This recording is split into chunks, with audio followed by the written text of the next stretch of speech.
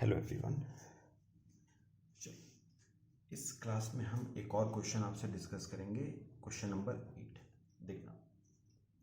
The capital structure of a company consist of 20,000 equity shares of 10 each fully paid up and 1,008% preference shares of 100 each fully paid up. Undistributed reserves and surplus में general reserve है 80,000 का, PL 20,000, investment allowance reserve out of which 5,000 not free for distribution as dividend 10,000, security premium 2,000 है, cash at bank 98,000 है, preference shares are to be redeemed। पढ़ो जरा क्या कह रहा है वो। preference shares are to be redeemed at a premium of 10%, तो redemption premium पे हो रहा है। and for the purpose of redemption directors are empowered to make fresh issue of equity shares at par after utilizing undistributed reserves and surplus subject to the condition that a sum of 20,000 shall be retained in general reserve and should not be utilized. Pass journal entry। चलो heading जरा लिखोगे पहले, journal entries. मुझे बताओ redemption किस पे है? Premium पे। चलो एंट्री करो। 8% redeemable preference share capital debit, premium on redemption debit to preference shareholders। अच्छा 1,000 preference shares हैं of 100 each, तो 1 लाख। प्रीमियम 10% था 10,000, तो प्रेफरेंस शेयर होल्डर्स को देना है 1,10,000 being amount due to preference share holders. चलो सेकंड, अब मुझे बताओ प्रीमियम ऑन रिडेम्पशन हमारे बिजनेस का क्या है? लॉस। लॉस है तो उसे क्या करेंगे? Right of. एक काम करते हैं, प्रॉफिट एंड लॉस अकाउंट में 20,000 रुपीज पड़ा हुआ है और प्रीमियम ऑन रिडेम्पशन है 10,000। चलो कर दो write off. PL debit to premium on redemption, तो 10,000 का प्रॉफिट 10,000 को के प्रीमियम को राइट ऑफ करने के लिए यूटिलाइज हो गया, being premium on redemption written off. चलो अब आ जाओ वर्किंग नोट पे। Nominal value of preference shares to be redeemed. बताओगे कितने नॉमिनल वैल्यू के प्रेफरेंस शेयर्स हम रिडीम कर रहे हैं? 1 लाख नॉमिनल वैल्यू के प्रेफरेंस शेयर्स रिडीम कर रहे हैं। कहां से? या तो हम करेंगे out of fresh issue of shares या हम करेंगे आउट ऑफ फ्री रिजर्व्स। अब देखना जरा क्वेश्चन क्या कहता है, ध्यान से जरा पढ़नी है language.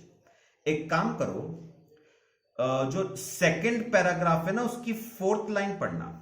Preference shares are to be redeemed at a premium of 10% and for the purpose of redemption directors are empowered to make fresh issue of shares at par after utilizing, word important है, after utilizing undistributed reserves and surplus। उसने क्या कहा? उसने कहा हमें preference shares को redeem करने के लिए 1 लाख रुपए चाहिए। उन्होंने कहा पहले अपने पास देखो फ्री रिजर्व्स कितने के पड़े हुए हैं। अगर तो फ्री रिजर्व 1 लाख के हैं तब तो वेल एंड गुड। अगर फ्री रिजर्व 1 लाख से कम है ना, तो जितना कम है उतने के क्या इश्यू कर दो? शेयर्स। तो जरा देखते हैं हमारे पास फ्री रिजर्व कौन कौन से हैं, कितने कितने के हैं। पढ़ो, पहला कौन सा है? जनरल रिजर्व 80,000 रुपए का। नीचे पढ़ो क्या कह रहा है वो, नीचे पढ़ना last line. Subject to the condition that a sum of 20,000 shall be retained in general reserve and should not be utilise. उसने कहा है जनरल रिजर्व पूरा यूटिलाइज नहीं करना है, 20,000 रुपए छोड़ के यूटिलाइज कर लो। तो कितना? 60,000 कर सकता हूं, तो जनरल रिजर्व में 60,000 यूटिलाइज कर लेता हूं। अच्छा पीएल, पीएल में 20 था, 20 में से 10, तो प्रीमियम ऑन रिडेम्पशन को राइट ऑफ करने में चला गया, बचा 10, बचा आपका 10। अच्छा फिर इन्वेस्टमेंट अलाउंस रिजर्व 10,000 का है। उसने कहा 10,000 में से 5,000 not free for distribution as dividend, मतलब 10,000 में से 5,000 फ्री नहीं है, तो हमें तो वो चाहिए जो फ्री है। तो इन्वेस्टमेंट अलाउंस रिजर्व 10 में से 5 फ्री नहीं है, तो 5 तो फ्री है ना। तो कितना रिजर्व्स एंड सरप्लस मेरे पास हुए, फ्री रिजर्व्स कितने के हुए, 75। याद रखना security premium is not a free reserve, ठीक है। अच्छा, 1 लाख रुपए चाहिए था, जिसमें से 75,000 रुपए तो आ गया आउट ऑफ फ्री रिजर्व। तो बताओ फिर फ्रेश इश्यू ऑफ शेयर्स कितने का करना पड़ेगा, 25,000 रुपए का। चलो एंट्री बनाओ। पार पे इश्यू हो रहा है, bank debit to equity share capital 25,000। Narration being equity shares issued at par, being equity shares issued at par, ठीक है। अच्छा फोर्थ अच्छा, सेक्शन 55 कहता था जितना redemption out of free reserves होगा उतना अमाउंट फ्री रिजर्व्स में से आपको ट्रांसफर करना पड़ेगा सीआरआर में। करो, जनरल रिजर्व में से ट्रांसफर करोगे 60, पीएल में से ट्रांसफर करोगे 10, इन्वेस्टमेंट अलाउंस रिजर्व में से ट्रांसफर करोगे 5, टू कैपिटल रिडेम्पशन रिजर्व 75। और नरेशन लिख लेना, being preference shares redeemed out of free reserves, ठीक है। और लास्ट एंट्री जो इस सीक्वेंस में हमारी लास्ट एंट्री होगी, मुझे बताओगे लास्ट एंट्री हमारी कौन सी होगी, प्रेफरेंस शेयर होल्डर्स को पे करने की। चलो पे करो, preference share holders debit to bank, कितना देना था उनको, 1,10,000, being preference share holders paid off, ये आपकी 5th एंट्री, ठीक है। मेरे ख्याल से एंट्रीज हो गई हमारी सारी। अच्छा, अब ना एक बार लास्ट लाइन पढ़ोगे ना तो एक रिक्वायरमेंट और थी, उसने कहा also show how the relevant items will appear in the balance sheet of the company after redemption is carried out. मतलब एक बात समझ ली, उसने आपको बैलेंस शीट बनाने को नहीं कही है, उसने कहा है बैलेंस शीट में सिर्फ रेलेवेंट आइटम्स शो करनी है। मतलब आपको बैलेंस शीट का सिर्फ एक एक्सट्रैक्ट बनाना है। चलो 3 कॉलम बनाओगे जरा अपने पास, पर्टिकुलर्स का, नोट नंबर और अमाउंट। पर्टिकुलर्स में सबसे पहले आएगा इक्विटी एंड लायबिलिटीज। अच्छा, इक्विटी एंड लायबिलिटीज में फर्स्ट हेड हमारा आता है शेयर होल्डर्स फंड्स, और शेयर होल्डर्स फंड्स में सबसे पहले आएगा शेयर कैपिटल, नोट नंबर 1। चलो अपने पास नोट्स टू अकाउंट्स जरा बना लो, notes to accounts. Notes to accounts में नोट नंबर 1 शेयर कैपिटल। अच्छा, अब मुझे एक बात बताओ, क्वेश्चन के सबसे ऊपर आ जाओ, स्टार्टिंग की 2 लाइनों में हमारे पास 20,000 इक्विटी शेयर्स थे ऑफ ₹10 ईच, फुली पेड।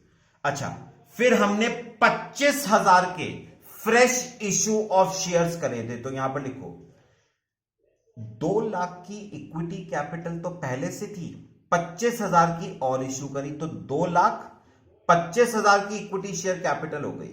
तो मतलब 22,500 शेयर्स हो गए at the rate of ₹10 each, 2,25,000। Preference share capital तो रिडीम हो गई, तो नोट नंबर 1 ये आ गया आपका। अच्छा, सेकंड आता है हमारा reserves and surplus, note number 2।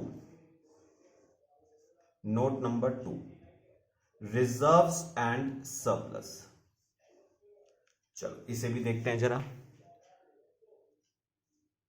Reserves and surplus को। अब मुझे बताओ मेरे पास कौन कौन से रिजर्व थे। जनरल रिजर्व 80 का जनरल रिजर्व था, जिसमें से 60 का जनरल रिजर्व तो यूटिलाइज हो गया, बचा 20 का। पीएल पूरा खत्म हो चुका है। इन्वेस्टमेंट अलाउंस रिजर्व 10 का था, जिसमें से 5 यूटिलाइज हो गया, 5 बचा हुआ है। ठीक है, और सिक्योरिटीज प्रीमियम 2000 बचा हुआ है, और कैपिटल रिडेम्पशन रिजर्व 75,000 था। तो बताओगे मेरे पास रिजर्व एंड सरप्लस का बैलेंस क्या आ गया? 1,02,000।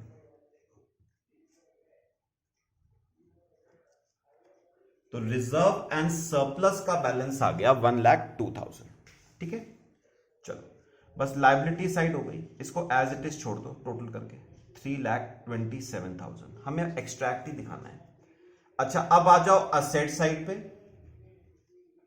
असेट साइड पे, अच्छा असेट साइड में हमारे पास एक हेड है करंट असेट्स। करंट असेट्स में आ जाएगा कैश एंड कैश इक्विवेलेंट्स। चलो देख लेते हैं इसे भी। आओ जरा क्वेश्चन पे आओ, क्वेश्चन पे करके बताना मेरे को। मुझे ना एक बार बताओ, देखना क्वेश्चन में दे रखा है कुछ कैश का बैलेंस पहले से था। सेकंड पैराग्राफ की थर्ड लाइन पढ़ना, कैश एट बैंक 98,000 का था हमारे पास पहले से, तो 98,000 पहले से था, प्लस 25,000 के इक्विटी शेयर्स इश्यू करे, तो 1,23,000। उसमें से 1,10,000 आपने प्रेफरेंस शेयर होल्डर्स को पे कर दिया, तो 13,000 रुपए बच गया। बस ये आपका एक एक्सट्रैक्ट हो गया बैलेंस शीट का, बस यही आपको दिखाना था। ठीक है, चलो नेक्स्ट क्वेश्चन हम कल डिस्कस करेंगे। आज के लिए 3 क्वेश्चंस काफी हैं। Thank you.